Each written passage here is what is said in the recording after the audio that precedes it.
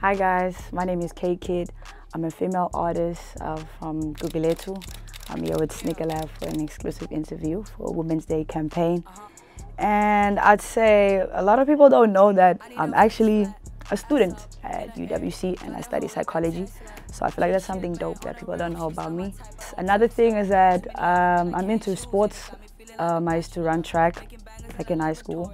Used to play in a lot of teams. I almost made national team for netball, but I guess I just grew apart from it.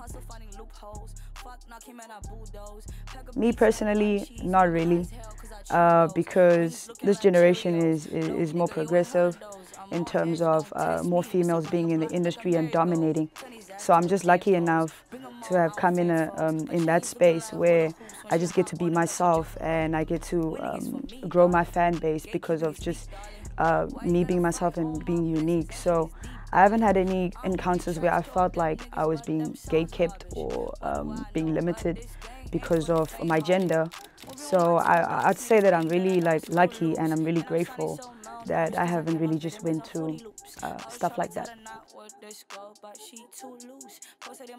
There's a lot. I'd say that one thing is that me personally, I feel like women are more resilient because we constantly have to prove ourselves like throughout ages, our worth, and just fight for rights, fight for equal pay and everything. So I feel like that makes us more resilient, meaning we can overcome stuff that people didn't think that we can.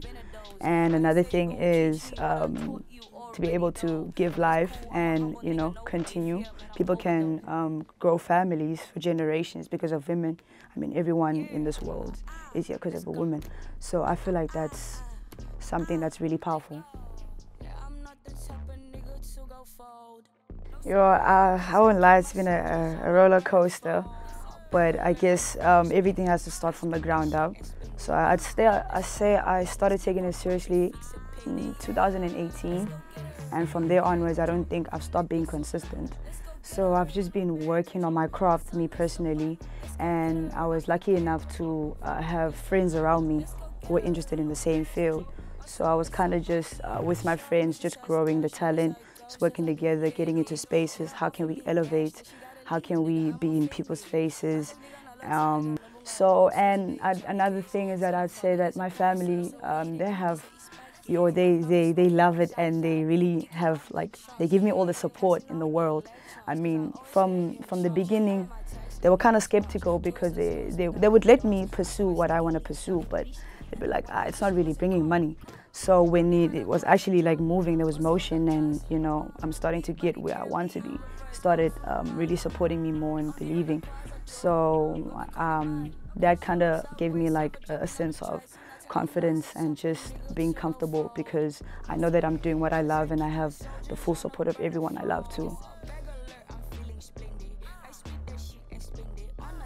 Yeah, I am a sneakerhead, I'm not gonna lie. And I feel like it's very important in the hip-hop culture because it goes along with what they call today drip. So I feel like for me as an artist, I always have to look fresh. Wherever I go, I step into, I just have to be the flyest in the room, because I feel like that's the first thing that people notice about you. It's just like a psychological fact that people, once they see you as a stranger, they're gonna look at your shoes. So if your shoes are clean and they look fresh, it says a lot about you.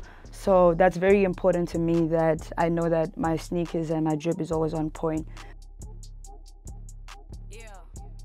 Okay, I'm gonna give you a backstory, because back then I used to just wash it with just anything. I'll just take like Handy Andy or something, just clean it, because I just like my sneakers clean. And then I realized that this is actually damaging the sneakers and the texture and the colors. So I think my first actually sneaker lab package, I think it's the same thing like this one, I got from Sports Scene. I think it was for also like a women's campaign thingy. They sent me like a really dope package, and it really had these different cleaning materials and the brush. So I feel like from then onwards, I was like, oh, people actually, you know, have these things to clean your sneakers. You don't just take a brush and put water and just, you know, it's actually a process where they need exactly what they need, those materials, to keep the sneaker clean. So I feel like that's quite important. if you want the longevity of the sneaker to last and to just keep the sneakers fresh as that first day you got them. So I think that's dope.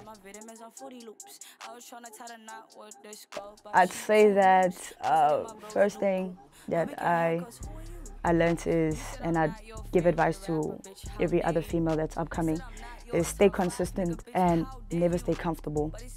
Because when you stay consistent, you're nurturing your craft. Therefore, you're getting better, and you know your specific sound that you specifically developing. So you should never stay comfortable. You should experience, you should expand the talent, work with new people, just outside your comfort zone, because that could teach you new skills and you could learn a lot from other people. So that's one thing. And another thing I'd say is get you a good team, because a good team is gonna go a long way. I feel like you, the talent, you should focus on the talent. If you want to branch out in other aspects, then you can. But in terms of having a team, it helps you. You get you work like with professional people, and that might not be in your expertise. All you know is just recording. So they get to negotiate on your behalf. So get you a team that you trust, that are loyal to you, that you can work with, and I feel like that could take you a long way.